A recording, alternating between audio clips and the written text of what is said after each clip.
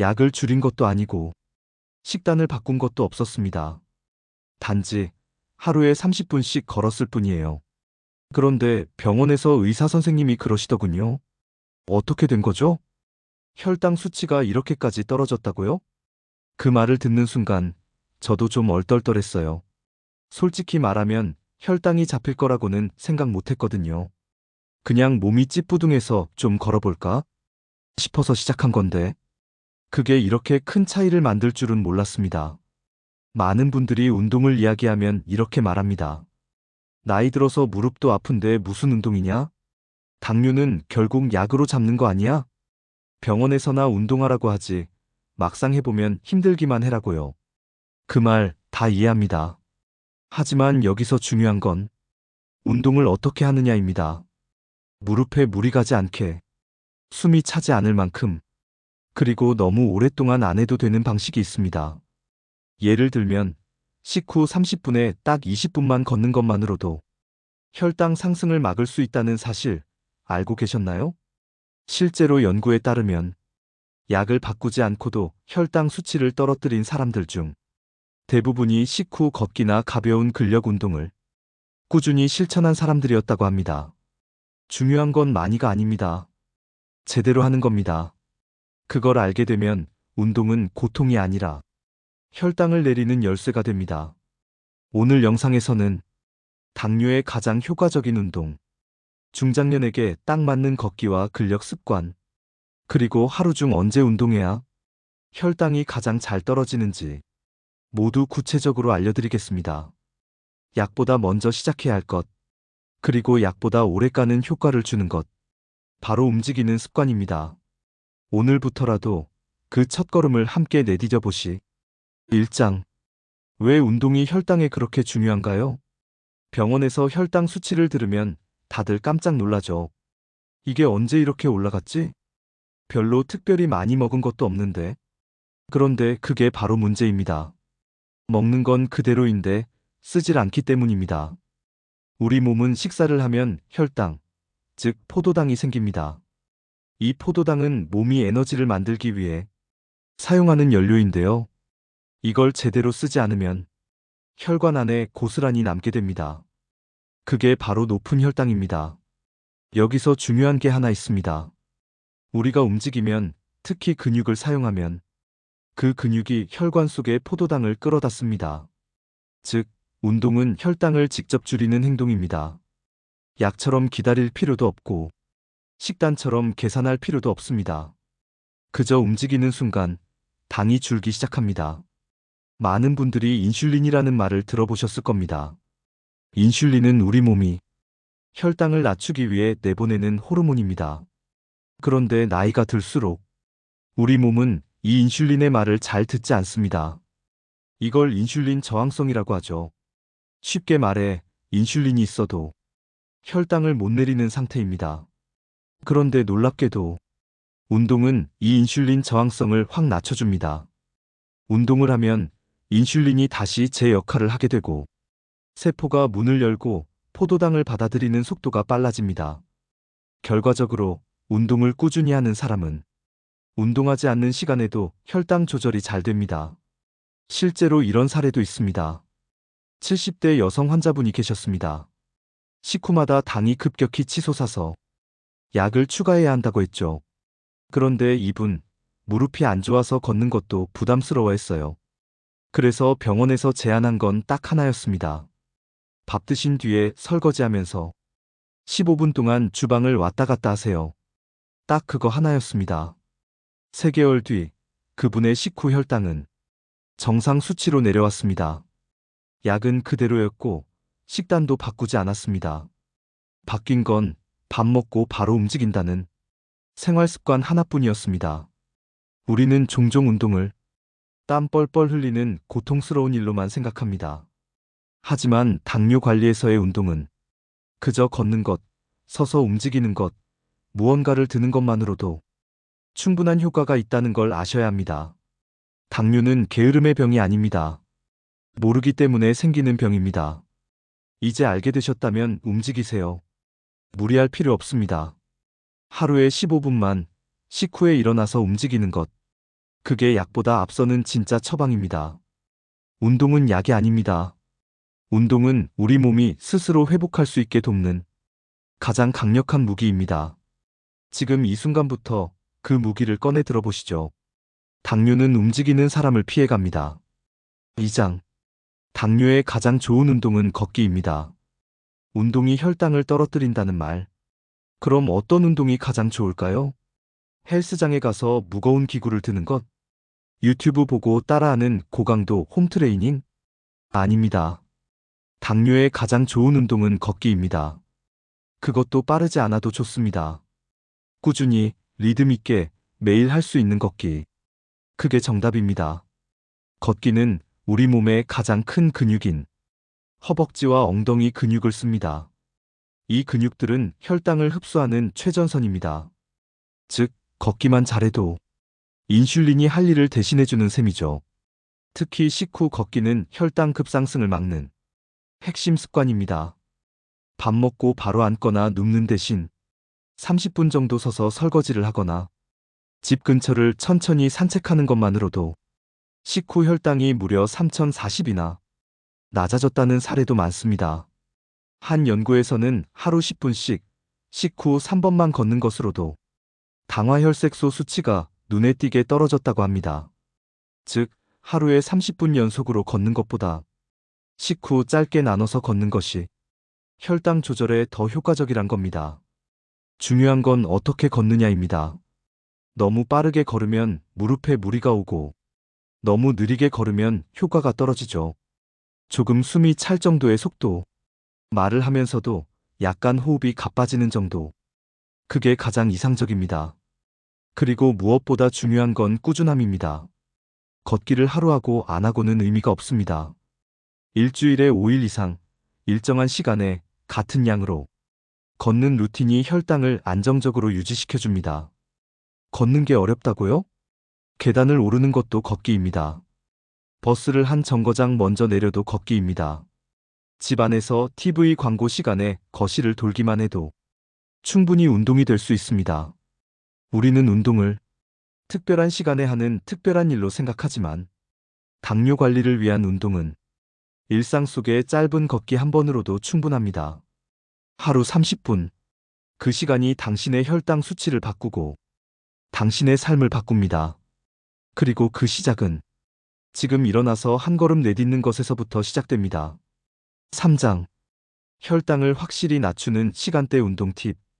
운동이 혈당을 낮춰준다는 건 잘 알려져 있죠. 그런데 언제 하느냐에 따라 그 효과가 하늘과 땅 차이라는 사실 알고 계셨나요? 특히 식후 30분일 시간 사이. 이 시간대는 혈당이 급격히 오르기 시작하는 구간입니다. 즉, 혈당이 최고치를 향해 달려가는 그 순간에 운동을 하면 당의 흡수를 바로 소모로 전환시킬 수 있습니다. 쉽게 말해, 밥 먹고 앉아 있으면 그 당은 혈관에 쌓이지만 밥 먹고 천천히 움직이면 그 당은 근육이 써버리는 거죠.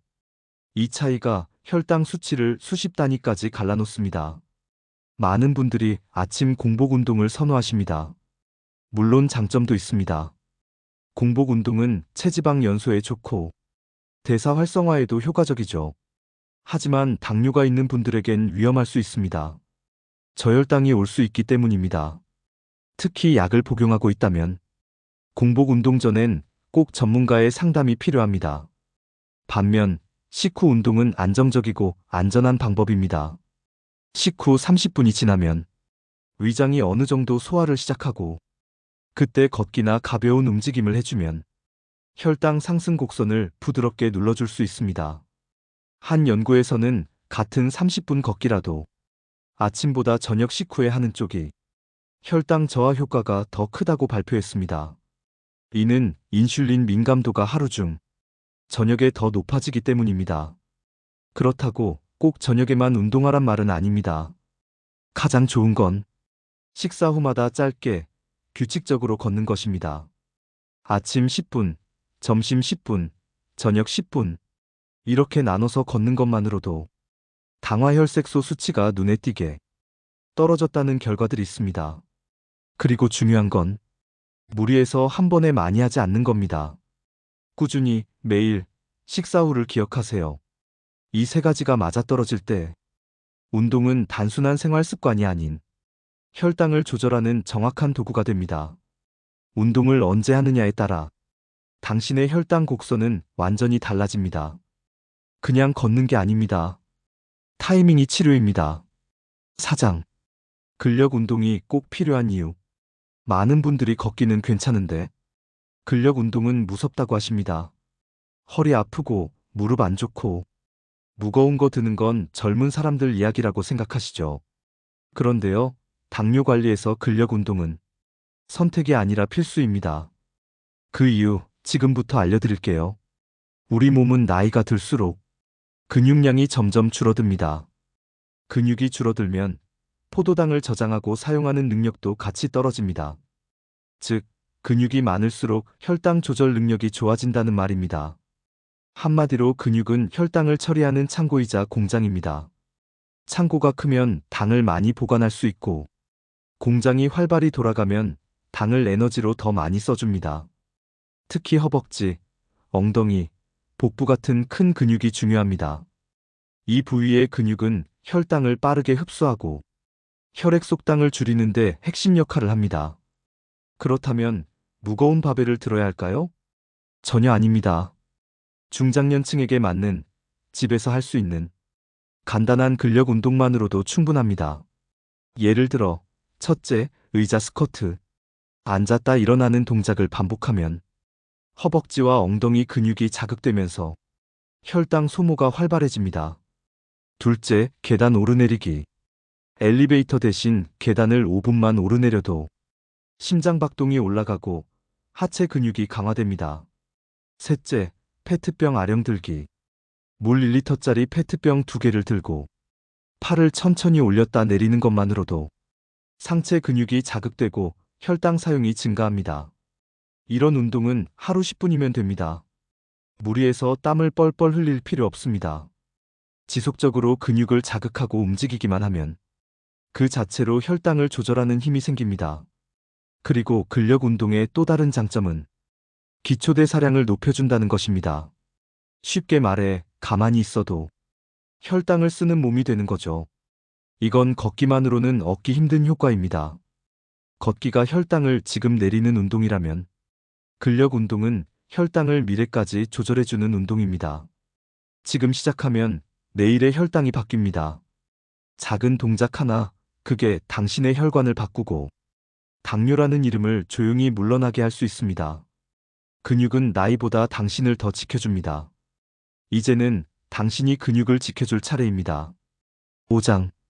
운동 습관 만들기. 실천의 핵심은 꾸준함. 운동이 혈당을 낮춘다는 건 이제 다 아셨을 겁니다. 하지만 대부분 여기서 멈춥니다. 좋은 건 알겠는데 그게 매일 되나? 3일 하다가 말겠지 뭐. 이 말 정말 많이 듣습니다. 그런데요, 정말 중요한 건 운동의 양보다 지속입니다. 하루 1시간 운동하고 6일 쉬는 것보다 하루 10분이라도 매일 꾸준히 하는 게 혈당 조절에는 훨씬 더 효과적입니다. 왜냐고요? 우리 몸은 꾸준한 자극에 적응하고 반응하기 때문입니다. 그렇다면 꾸준히 하려면 어떻게 해야 할까요? 답은 간단합니다. 계획을 작게 잡고 리듬을 만들고 자동화하는 겁니다. 예를 들어 월요일 식후 산책 15분, 화요일 의자 스쿼트 10회, 3세트, 수요일 식후 페트병 아령 들기 5분, 목요일 계단 오르기 10분, 금요일 TV 광고 시간마다 거실 걷기, 토요일 가까운 시장까지 일부러 걸어가기, 일요일 쉬되 스트레칭 5분. 이런 식으로 요일별로 가볍고 다양한 습관을 만들면 지루하지도 않고 하기 싫다는 마음이 덜 생깁니다. 또한 하루 중 정해진 시간에 하는 것도 중요합니다. 식후 30분, TV 보기 전에, 설거지 후. 이렇게 정해진 일상에 운동을 끼워 넣는 것. 이게 바로 자동화의 기술입니다. 그리고 또 하나 기록하세요. 스마트폰 메모장도 좋고 달력의 체크도 좋습니다.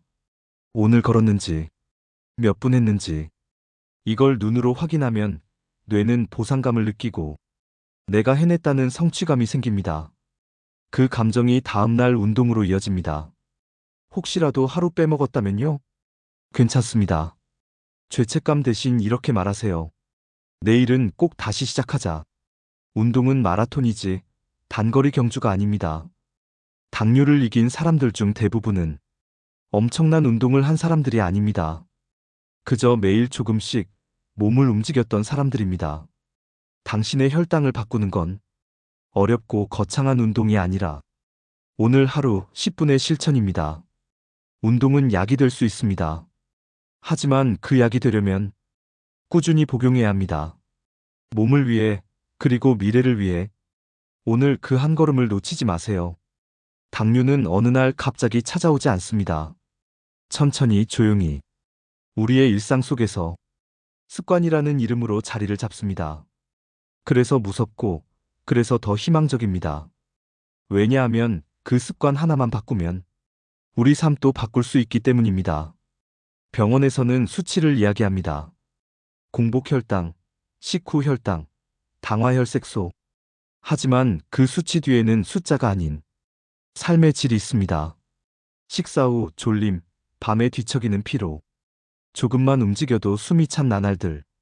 이 모든 것들이 혈당 하나로 연결되어 있다는 걸 우리는 너무 늦게 깨닫곤 합니다. 이제는 미루지 마세요. 더는 몸이 신호를 보내도록 기다리지 마세요. 그 신호가 왔을 땐 이미 병은 조용히 우리를 안고 있기 때문입니다. 오늘부터 딱 한 걸음만 바꿔보세요. 밥 먹고 소파에 앉기 전 식탁에서 일어나 잠깐만 걷는 것. 집안을 한 바퀴 도는 것도 좋습니다. 엘리베이터 대신 계단을 한층 오르는 것. 이 작은 실천이 당신의 혈당을 바꾸고 내일의 피로를 줄여주며 5년 뒤의 건강을 지켜줄지도 모릅니다. 중요한 건 의지보다 리듬입니다.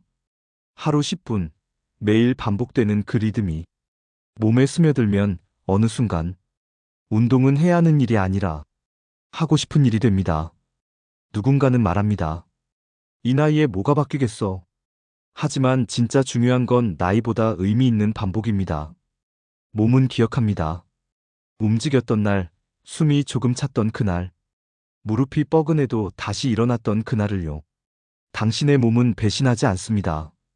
지금 주는 만큼 반드시 돌려줍니다. 약보다 먼저 시작할 것. 그건 절대 어려운 게 아닙니다.